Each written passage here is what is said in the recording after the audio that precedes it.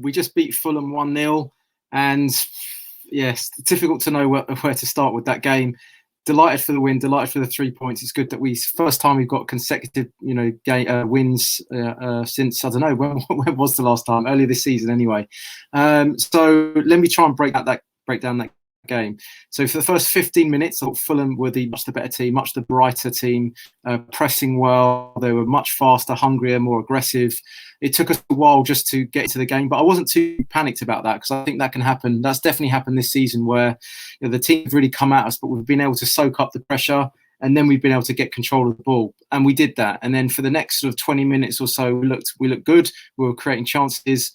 We got the goal. I actually was in the toilet at the time when Harry Kane missed the chance, so I can't comment on that.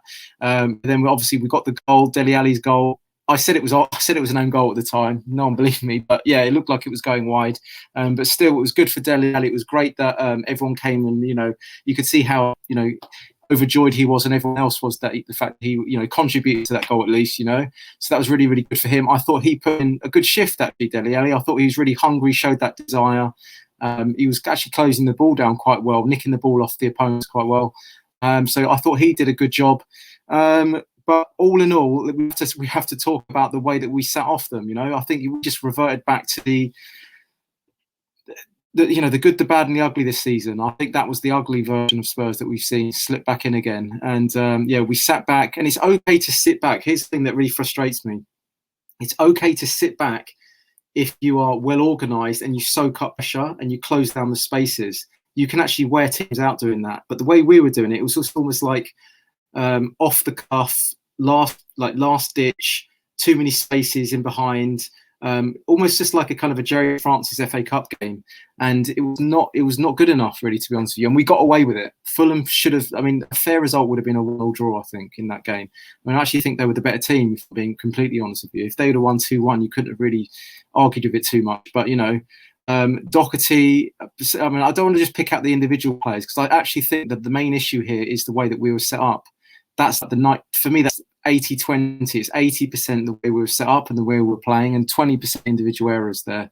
So I think, let's talk about the individual errors, and I'll come back to the structural issues. So Doherty, for me, is just not good enough. And there was a time when the Fulham took about 2 or 3 touches in the penalty area before he started to close them down. It's not good enough, When he goes forward, there's no quality on the ball whatsoever. There was one cross that he put in straight into the stands. It's just like it's pub football, basically. So I really don't know what's going on with him. I thought Aurier was injured. So I think it makes a big difference when Aurier's back and Reguilon's back. I thought Toby was making everything else tick. I think him and Sanchez actually were they were kind of covering for Doherty in a way, and all the gaps that being left at the back. So they were working hard. I thought, and here's another thing. Kane, for me, hasn't been sharp since he came from injury. And why am I the only one saying this? I don't know. But for me, it's quite apparent that he is just, I don't know what it is, but since he's come back, maybe we rushed him back too early, and he's a bit worried about his ankles, but he has not looked sharp. By his own high standards, I could say. And Son, again, another game, I think this is like the 4th consecutive game in a row where I just don't think he's been out. It looks jaded. It's my favourite word for Son at the moment. I think he's looking burnt out. I've said for the last 4 or 5 games. But the positives are, let's talk about the positives. We won that game and we got through that game. And in the past, we wouldn't have got through that game. That's the sort of game we would have drawn 1-1, midway through the season. So it's great we finally got through that. That's going to give us hopefully that's the morale boosting but morale boosting win where we got over the line, even though we're under the cosh. That might actually create a little bit more confidence and belief in the team. Although with players like Doherty in the team, you can't be too overly confident, can you? But it definitely might breed something new into the team, because I can't remember who it was. I think it was George on the fan cam mentioned it also. It says, it's okay beating the teams 2 or 3-0, but when you get just about getting over the line in teams where you're doing a rear guard action, that might give the squad a little bit something new, So that's a good point there. So what else can we say about that game? Just wasn't really good enough. Second half, just sitting off them, just allowing them to come to you. No pressing on the ball. Weren't really creating little patterns of play, little triangles through the midfield. They're a good team, Fulham. Let's give them that. They press well. Young, hungry, energetic. Closed the ball down well, gave us a lot of problems. But quite a team that we have with our individual players, it should be enough to deal with that and soak it up, and then spring on them. But it kind of did look like your heart's in your mouth at the back. It was sort of last ditch. And I was even saying before the ball was in the net for Fulham, I even said to Joe, I said, they're going to score here. I can feel it coming. And I think we all knew that. You could feel their goal was coming. Even if they didn't have the shot off on target, you were kind of like thinking, they're going to score here. And then they did. And then it was chalked off. Everyone would have then said individual error by Davinson Sanchez. I know that. If that would have ended 1-1, that would have been Davinson Sanchez error. But for me, it's not about individual error. It's structurally is the problem at the moment.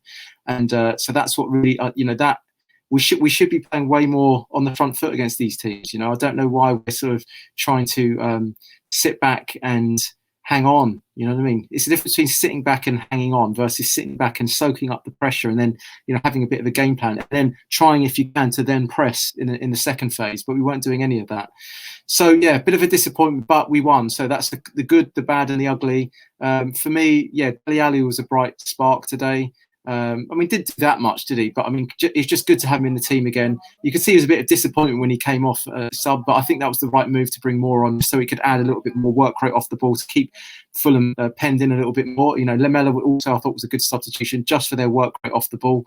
So that's probably what saw us over the line in that game. They could have quite easily won that game. But anyway, look. Yeah, we won that game. It's a second consecutive win, consecutive win in a row. Haven't done that for quite a while, so we've got to be pleased with that. So on to the next game, on to Palace. Let's see if we can make it a hat-trick. All right, guys, see you in the next video.